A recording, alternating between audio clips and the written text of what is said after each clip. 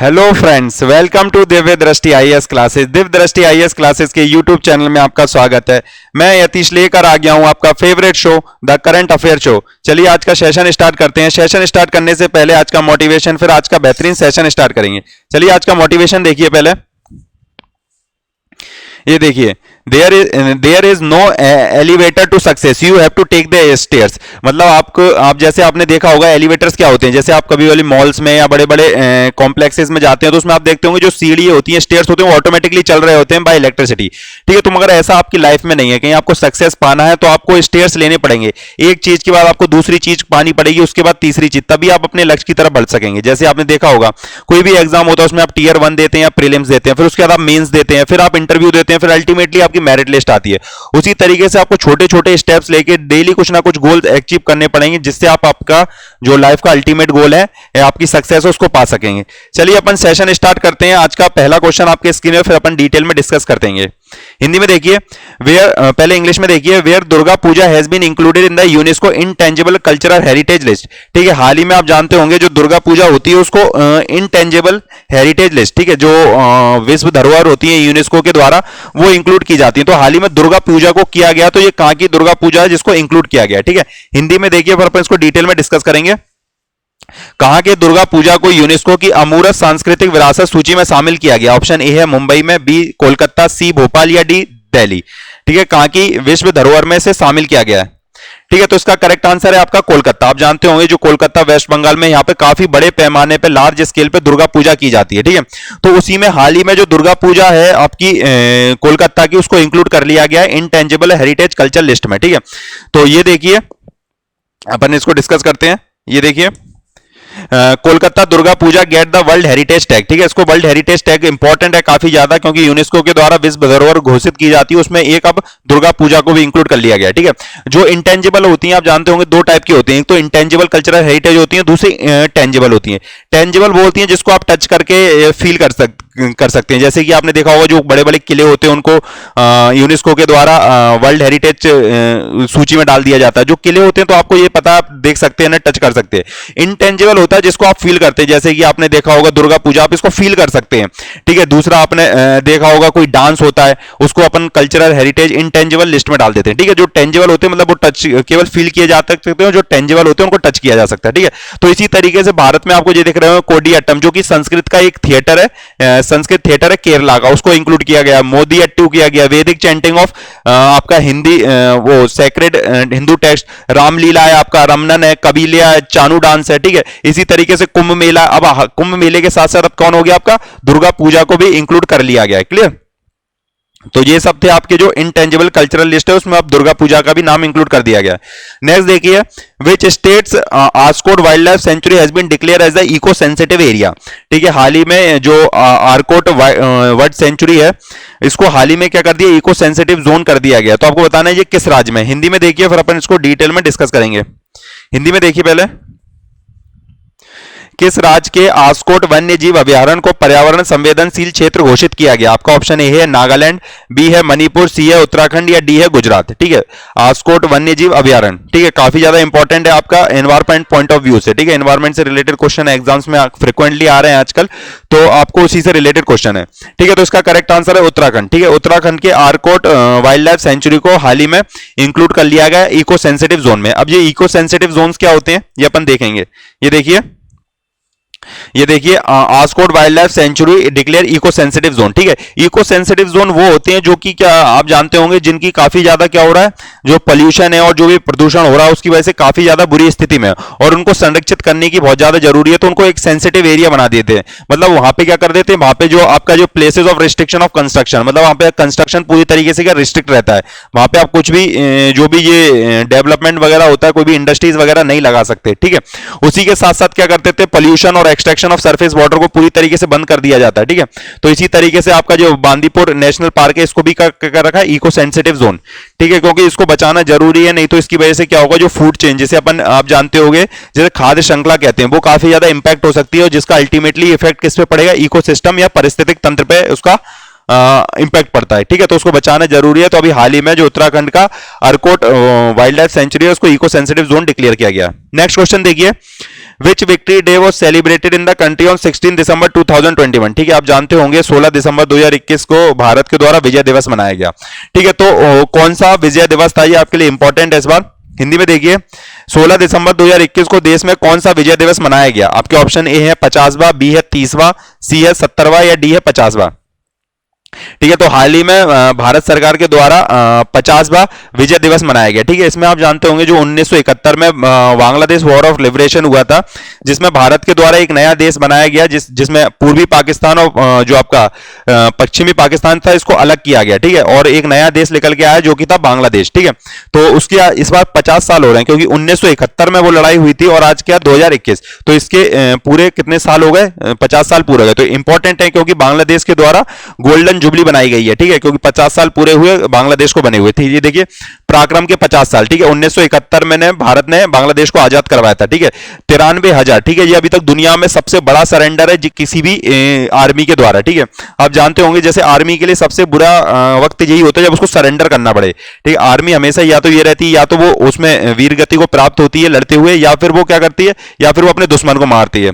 कभी भी सरेंडर करना आर्मी के लिए सबसे बड़ा वो होता है। और यहाँ पे तो 93,000 पाकिस्तानी सोल्जर्स ने सरेंडर किया था इंडियन आर्मी के साथ। ठीक है, तो यहाँ के जो मेजर नियाजी थे उनने साइन किया था और बांग्लादेश को अपन ने एक नया देश बनाया था। ठीक है, तो काफी प्राउड मूवमेंट था इंडिया के लिए। ठीक है, तो 1950 में जब भारत अलग हुआ था, उसी के टाइम पे इसके पूरे लक्षण हो गए थे कि इसका बंटवारा होगा, क्योंकि आप जानते होंगे इस तरफ तो था ईस्ट पाकिस्तान। ठीक है, जो आज प्रेजेंट में पाकिस्तान, वेस्ट पाकिस्तान जो आज प्रेजेंट में पाकिस्तान है, इस तरफ था आपका ईस्ट पाकिस्तान जो आज प्रेजेंट में बांग्लादेश बन गया। ठीक है, तो उसी को आजाद करवाया था इंदिरा गांधी के समय पे। क्लियर, तो इंपॉर्टेंट है आपके लिए। नेक्स्ट क्वेश्चन देखिए,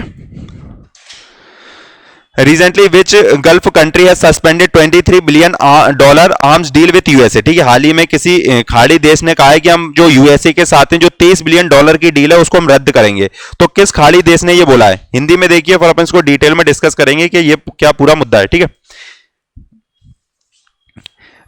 हाल ही में किस खाड़ी देश ने अमेरिका के साथ $23 अरब के हथियारों के सौदे को स्थगित कर दिया। आपका ऑप्शन है बहरीन, बी है सऊदी अरेबिया, सी है ईरान या डी है यूएई।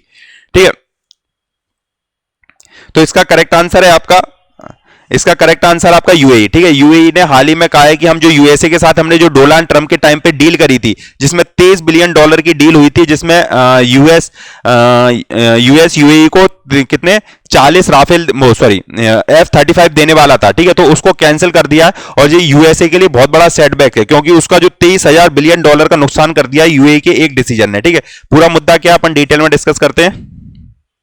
ये देखिए, UAE suspended talks on 23 billion weapon deal with USA. ठीक है, $23 बिलियन का सस्पेंड कर दिया। ठीक है, ये जो आप जानते होंगे जो डोनाल्ड ट्रंप जो फॉर्मर प्रेसिडेंट ऑफ यूएसए थे, इससे पहले जो बाइडेन से पहले डोनाल्ड ट्रंप अमेरिका के प्रेसिडेंट थे, उन्होंने यूएई को साथ में लिया अपने, और उनको डील तय हो गई कि 23 बिलियन में वो क्या करेंगे, एक तो 50 F-35 खरीदेंगे। ठीक है, F-35 5th जनरेशन का एयरक्राफ्ट है, जो कि अभी प्रेजेंट वर्ल्ड में सबसे ज्यादा अच्छा माना जाता है कि जो फाइटर प्लेन है उसमें सबसे अच्छा अभी तक F-35 है। ठीक है, F-35 है। ठीक है, दूसरा उसने बोला था 14,000 बॉम्ब देंगे और 18 रैप्टर ड्रोन्स देंगे। ठीक है, तो ये पूरी डील तय हुई थी कितने में, $23,000 बिलियन में।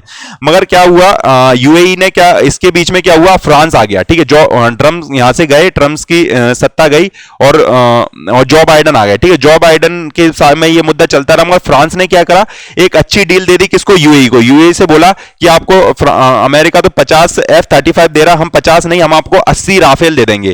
हम आपको 80 राफेल दे देंगे, और कितने में दे देंगे, 23 में नहीं, हम आपको केवल $19 बिलियन में ही दे देंगे। ठीक है, तो इससे कौन खुश हो गया, इससे खुश हो गया यूएई, और उसने कैंसिल कर दिया कि हम इस पे विचार करेंगे कि हमें ये डील आगे बढ़ानी है कि नहीं बढ़ानी। ठीक है, तो आगे देखते हैं फ्यूचर में क्या मुद्दा होता है, मगर अभी तो ये डील खत्म हुई मानी जा रही है। ठीक है, नेक्स्ट क्वेश्चन देखिए, which two country is going to normalise their relation. ठीक है, अपन ने कल देखा था कि 70 साल के बाद दो देशों में क्या हुआ था, शांति स्थापित होने वाली है।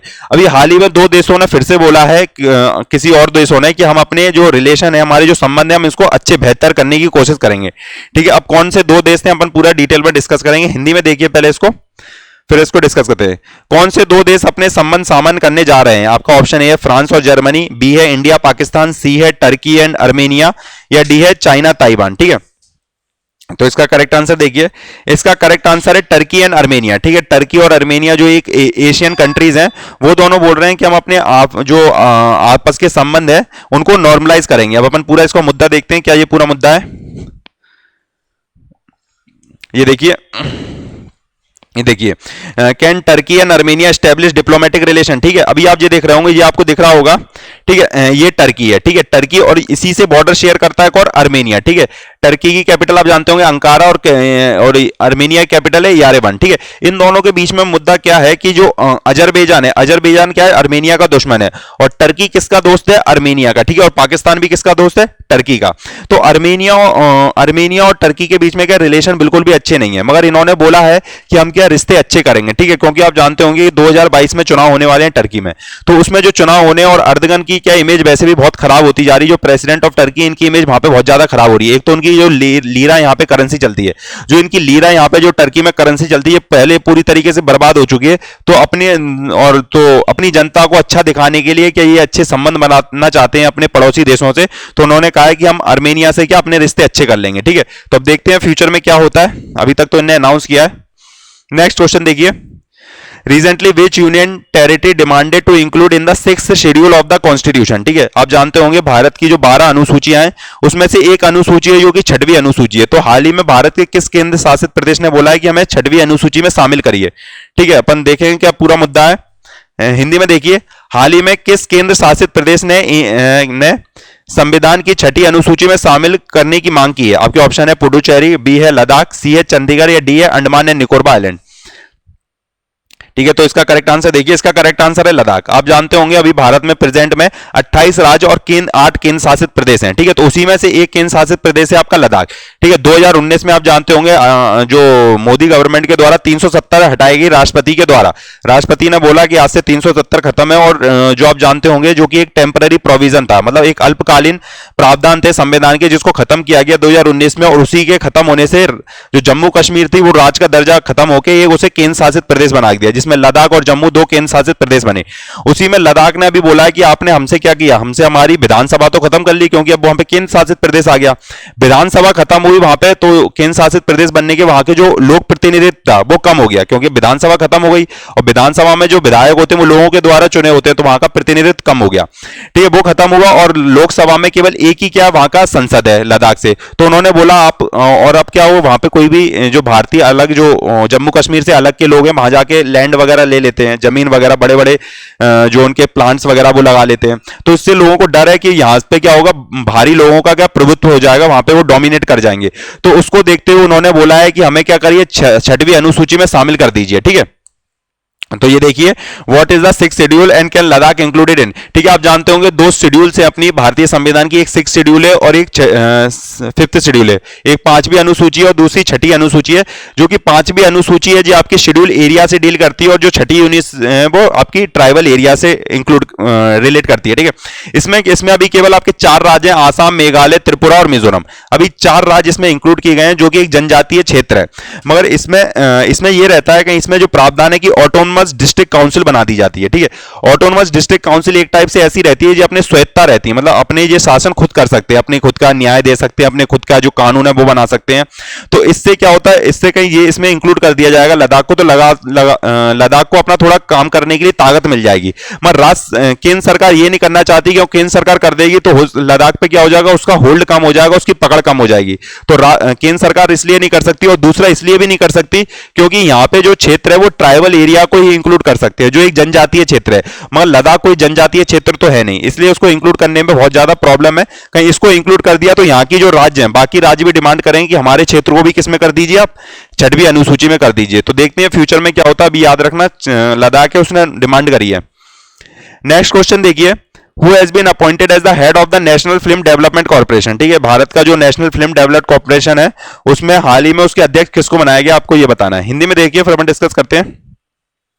राष्ट्रीय फिल्म विकास निगम के प्रमुख के रूप में किसे नियुक्त किया गया। ऑप्शन ए है रविंद्र भाकर, बी है मौलाना अली अहमद, सी है निवेश गौड़, या डी है विवेक अग्रवाल। ठीक है, किसको इंक्लूड किया, किसको हेड बनाया गया राष्ट्रीय फिल्म विकास निगम के प्रमुख में। ठीक है, तो इसका करेक्ट आंसर है आपका इसका करेक्ट आंसर देखिए रविंद्र भाकर। ठीक है, रविंद्र भाकर को हाल ही में बन गया, ये देखिए CBFC CEO Ravindra Bhakar is now head of the national film development corporation. ठीक है, इनको इसका हेड बना दिया गया। नेशनल फिल्म डेवलपमेंट कॉर्पोरेशन है, ये भारत में जो भी फिल्म होता है उसको अच्छा करने के लिए, डेवलपमेंट उसका डेवलपमेंट हो सके तो उसके लिए रूल्स वगैरह बनाता है। ठीक है, तो ये देखिए the national film development corporation of India is a Mumbai based central agency establish in 1975 को इसको बनाया गया था to enhance the high quality Indian cinema. ठीक है, इंडियन सिनेमा को हाई क्वालिटी बनाने के लिए ये काम करता है। क्लियर, तो 1975 मुंबई में इसको बनाया गया था और ministry of information and broadcasting के अंदर ये आता है। नेक्स्ट क्वेश्चन देखिए, which Indian origin women have been appointed as the global CEO of the French luxury company Chanel। ठीक है, सैनल एक फ्रांस की एक बहुत बड़ी ब्यूटी कंपनी है, तो उस हाल ही में उसकी ग्लोबल सीईओ मतलब पूरी दुनिया भर की वैश्विक उसका सीईओ मुख्य कार्यकारी अधिकारी किस भारतीय मूल की महिला को बनाया गया, आपको ये बताना है। आप जानते होंगे अभी काफी ज्यादा बड़ी बड़ी जो कंपनियां हैं उसमें भारत मूल के सीईओ हैं, जैसे अभी अपन ने हाल ही में देखा ट्विटर के प्रयाग अग्रवाल को बनाया गया, तो उसी तरीके से जो सैनल है ये भी बहुत बड़ी कंपनी है फ्रांस की, तो उसके सीईओ किसको बनाया गया। हिंदी में देखिए, किस भारतीय मूल की महिला को फ्रांस की लग्जरी कंपनी सानेल की ग्लोबल सीईओ बनाया गया। ऑप्शन ए है मोनिका बत्रा, बी है शिल्पा अग्रवाल, सी है नीना सेठ या डी है लीला नायर। ठीक है, तो इसका करेक्ट आंसर है लीला नायर। ठीक है, नीला नायर जो भारतीय मूल की महिला है, उनको हाल ही में सैनल जो कि फ्रांस की एक बहुत बड़ी ब्यूटी कंपनी है, एक फैशन कंपनी है, उसका ग्लोबल सीईओ मतलब पूरा वैश्विक स्तर पर उनका सीईओ बना दिया गया। ठीक है, तो काफी ज्यादा इंपॉर्टेंट है आपके लिए, पूछा जा सकता है। ये देखिए, who is Leela Chanel Chanel's new Indian origin CEO. ठीक है, ये चैनल करके ऐसा आपने लोगो देखा होगा कभी पहले, तो ये वो है। ठीक है, Chanel is a French luxury company. ठीक है, 1910 में इसको बनाया गया, काफी पुरानी कंपनी है जो कि फ्रांस पेरिस फ्रांस में फाउंड की गई थी। कोको सैनल इसके हेड है और इसका जो हेडक्वार्टर वो याद रखना है, ये फ्रेंच तो कंपनी है मगर इसका जो हेडक्वार्टर वो यूनाइटेड किंगडम लंदन में है। क्लियर, नेक्स्ट क्वेश्चन देखिए, Which country has become the first country in the European Union to legalize cannabis for the home and personal use। ठीक है, आप जानते होंगे जो भांग होता है कैनबिस है, किस यूरोपियन कंट्री है जिसने बोल दिया कि हमारे यहाँ लीगल है, आप घर पे भी रख सकते हैं, आप पर्सनल यूज कर सकते हैं। ठीक है, आप जानते होंगे कि भारत में इसको लीगल यूज नहीं है। ठीक है, इसका जो थोड़ा बहुत प्रोडक्शन होता है उसके लिए आपको लाइसेंस लेना पड़ता है, मगर इसको आप क्या कर दिया, लीगल कर दिया, कोई भी अपने घर पे रख सकता है यूरोपियन यूनियन के किसी देश में। आपको बताना कौन सा देश है वो। घरेलू निजी इस्तेमाल के लिए भांग को वैध बनाने वाला यूरोपियन संघ का पहला देश कौन सा देश बन गया। आपका ऑप्शन ए अर्मेनिया, बी है ऑस्ट्रिया, सी है माल्टा या डी है जॉर्जिया। ठीक है, तो इसका करेक्ट आंसर है माल्टा। ठीक है, यूरोपियन यूनियन का एक देश है जिसका नाम है माल्टा, छोटा देश है मगर इसने अभी हाल ही में क्या किया, अपना लीगलाइज कर दिया है कि हमने जो भांग है कैनबिस है उसको पर्सनल यूज के लिए आप इस्तेमाल कर सकते हैं। पहली बार हुआ है तो इसलिए आपके लिए इंपॉर्टेंट हो जाता है। ठीक है, तो ये देखिए, Malta become the first European nation to approve the cannabis for personal use. ठीक है, इसको किया गया है। ठीक है, आप जानते होंगे जो यूरोपियन यूनियन है इसमें 28 देश थे। ठीक है, 28 देश थे मगर हाल ही में क्या एक निकल गया जिसका नाम है ब्रिटेन। ब्रिटेन निकलने के बाद इसमें अब कितने देश रह गए प्रेजेंट में, 27 देश इसके मेंबर हैं। ठीक है, तो आप जानते होंगे Austria, Croatia, Denmark, France, Hungary, Latvia, Malta. ठीक है, ये दिख रहा है इसी ने माल्टा, पुर्तगाल, स्लोवेनिया, यूनाइटेड किंगडम। ठीक है, यूनाइटेड किंगडम हाल ही में ब्रेक्सिट के द्वारा निकल गया। Belgium, Cyprus, Estonia, Germany, Ireland, Lithuania, Netherlands, Romania, Spain, Bulgaria, Czech Republic, Finland, Greece, Italy, Luxembourg, Poland, Slovenia and Sweden. ये 27 देश हैं जो यूरोपियन यूनियन जिसे यूए बोलते हैं उसके सदस्य हैं। ठीक है, तो ये पूरे उसके सदस्य हैं, तो आपके लिए इंपॉर्टेंट है। ठीक है, ये पूरा आपको यूरोपियन यूनियन का मैप दिख रहा है। ठीक है, जिसको अपन यूरो बोलते हैं।